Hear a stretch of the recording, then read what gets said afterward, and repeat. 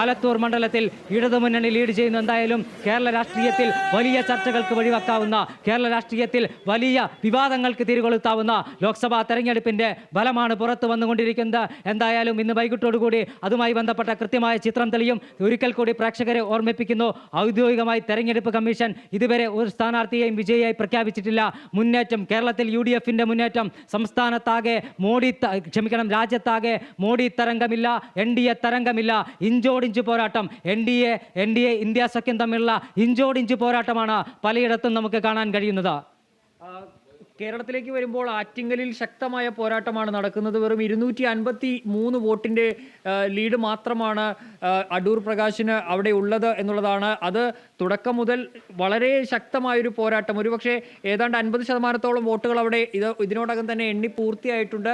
ഒരുപക്ഷെ ഫലത്തിൽ മാറ്റം വന്നേക്കാനുള്ള സാധ്യതയും കാണുന്നുണ്ട്. ഏതായാലും ഇപ്പോഴും LDF ആറ്റിങ്ങലിൽ പ്രതീക്ഷ അർപ്പിക്കുന്നുണ്ട്. അവിടെ വിജയത്തിന് സാധ്യതയുണ്ട് എന്നുള്ളൊരു പ്രതീക്ഷയിൽ തന്നെയാണ് LDF ക്യാമ്പ് ഉള്ളത്. ഏതായാലും ആലത്തൂരിൽ കൃത്യമായി തന്നെ വിജയം ഉറപ്പിച്ചു കഴിഞ്ഞു LDF. അവിടെ 15,532 വോട്ടിൻ്റെ ഭൂരിപക്ഷമാണിപ്പോൾ LDFന് ഉള്ളത് എന്നുള്ളതാണ്. ഏതായാലും പക്ഷേ കഴിഞ്ഞ തവണ LDFനൊപ്പം നിന്ന ആലപ്പുഴ ഇത്തവണ മാറി ചിന്തിച്ചു. അവിടെ ആരിഫ് ഇപ്പോൾ 2ാം സ്ഥാനത്തേക്ക് പോയി എന്നുള്ളതാണ്. നേരത്തെ കോൺഗ്രസ്സുകാരുടെയൊക്കെ ആവശ്യത്തിനെ തുടർന്നാണ് KC വേണുഗോപാൽ എത്തിയത്. KC വേണുഗോപാൽ മത്സരിച്ചാൽ ആലപ്പുഴ തിരിച്ചു പിടിക്കാൻ കഴിയുമെന്നുള്ളൊരു പ്രതീക്ഷ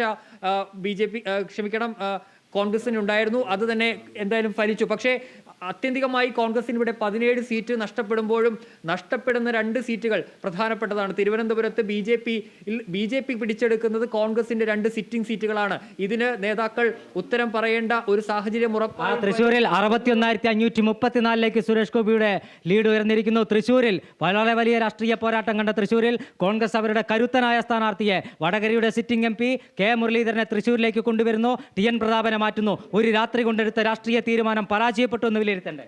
തീർച്ചയായിട്ടും തിരുവനന്തപുരത്തും തൃശ്ശൂരും സംഭവിച്ചത് ഞാൻ നേരത്തെ സൂചിപ്പിച്ചതുപോലെ തന്നെ 17 സീറ്റുകൾ നേടി കേരളത്തിൽ UDFന്റെ ഒരു തരംഗമുണ്ടെന്ന് പറയുമ്പോഴും ആ 17ന് ആ 2 നൽകുന്ന ആ ആഘാതം എന്ന് പറയുന്നത് ഇരട്ടിയാണ്, വലിയ ആഘാതമാണ്. കാരണം കഴിഞ്ഞ 10 വർഷത്തോളമായി സ്വന്തം കയ്യിലിരുന്ന നമുക്കറിയാം ശശി തരൂരിനെ പോലെ ഒരു നേതാവ് MP ആയിരുന്ന ഒരു മണ്ഡലത്തിൽ അവിടെ BJP ജയിച്ചു കയറുന്നു എന്നുള്ളത് വലിയ ഒരു ആഘാതമാണ്.